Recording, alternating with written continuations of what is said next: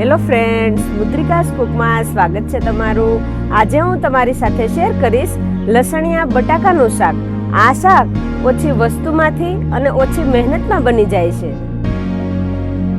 આ શાક એટલું ટેસ્ટી અને ચટપટું લાગે છે કે જો તમે બટાકાનું શાક ન ખાતા હોય તો તમે ખાતા થઈ જશો।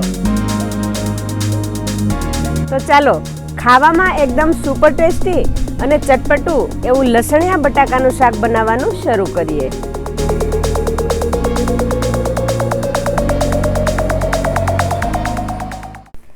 લસણિયા બટાકાનું શાક બનાવવા માટે મેં અહીંયા 250 ગ્રામ જેટલા બટાકા લીધા છે।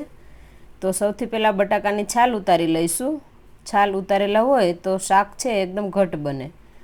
તો છાલ ઉતારી લીધી છે। હવે બટાકાને ધોવાની જરૂર નથી કેમ કે મેં અગાઉ ધોઈ લીધેલા છે।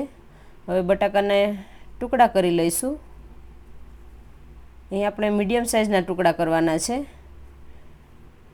ટુકડા થાય પછી આપણે ગ્રેવીનો મસાલો તૈયાર કરીશું। તો તેના માટે 2 ચમચી સફેદ તલ, 3 ચમચી જેટલા શિંગદાણાનો મિક્સર જારમાં ભૂકો કરી લઈશું। શિંગદાણા અને તલનો ભૂકો કરી લીધો છે। શિંગદાણા અને તલનો આ રીતનો કરકરો ભૂકો કરવાનો છે। હવે લસણવાળું મરચું તૈયાર કરીશું।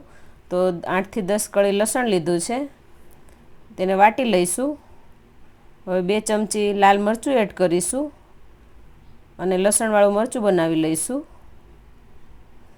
તો આ રીતે વાટીને બનાવવાનું છે। તો લસણવાળું મરચું બની ગયું છે। આ રીતે તાજું લસણવાળું મરચું બનાવેલું હોય તો શાકનો ટેસ્ટ સરસ આવે છે। તો હવે શાકનો વઘાર કરીશું। તો તેના માટે 1 ચમચા જેટલું તેલ એડ કરીશું। તેલ ગરમ થાય એટલે આખો મસાલો એડ કરીશું। આખા મસાલામાં તજ, લવિંગ, બાદિયા અને તમાલપત્તા એડ કરીશું। અડધી ચમચી જેટલું આખું જીરું, થોડું વાટેલું લસણ એડ કરીશું। તો લસણ તમને જે પ્રમાણે એડ કરવું હોય એ પ્રમાણે તમે એડ કરી શકો।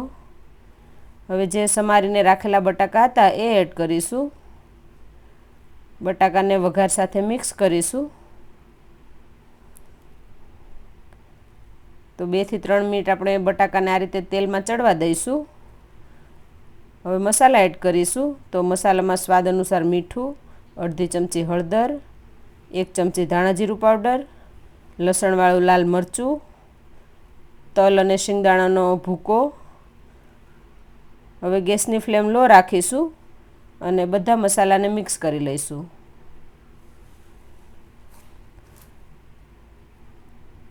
મસાલા મિક્સ થઈ ગયા છે। તેલમાં આ રીતે મસાલાને થોડીવાર ચડવા દેવાના છે। તો મસાલો ચડી ગયો છે। હવે પાણી ઉમેરીશું। અહીં આપણે જરૂર પ્રમાણે પાણી એડ કરવાનું છે। જો શાકને તમારે રોટલા સાથે ખાવાનું હોય તો વધારે પાણી ઉમેરવાનું છે અને ભાખરી કે રોટલી સાથે જો શાક ખાવું હોય તો એ પ્રમાણે ઓછું પાણી ઉમેરવાનું છે। મેં અહીંયા પાણીનો ઉપયોગ ઓછો કર્યો છે કેમ કે ભાખરી કે રોટલી સાથે ખવાય એ રીતનું શાક બનાવેલું છે। પણ જો તમારે રોટલા સાથે શાક ખાવું હોય તો થોડું પાણી વધારે નાખવાનું છે। અને આ શાક છે રોટલા સાથે પણ એકદમ સરસ લાગે છે। તો મિક્સ કરીને હવે આપણે કુકરને પેક કરી દઈશું। કુકર પેક કરીને આપણે 3 થી 4 સીટી થવા દઈશું। આ શાકને તમારે કડાઈમાં બનાવવું હોય તો પણ બનાવી શકો, પણ એમાં બટાકાને વધારે તેલમાં ચડવા દેવાના છે। તો આપણું શાક બનીને તૈયાર થઈ ગયું છે, જોઈ લઈશું। તો એકદમ ઘટ મસાલેદાર અને ચટપટું લસણિયા બટાકાનું શાક બનીને તૈયાર થઈ ગયું છે। તો તમે પણ આ રેસીપીને જરૂરથી ટ્રાય કરજો અને કમેન્ટ પણ કરજો કે કેવું લાગ્યું આ શાક। રેસીપી જોવા બદલ તમારો ખૂબ ખૂબ આભાર।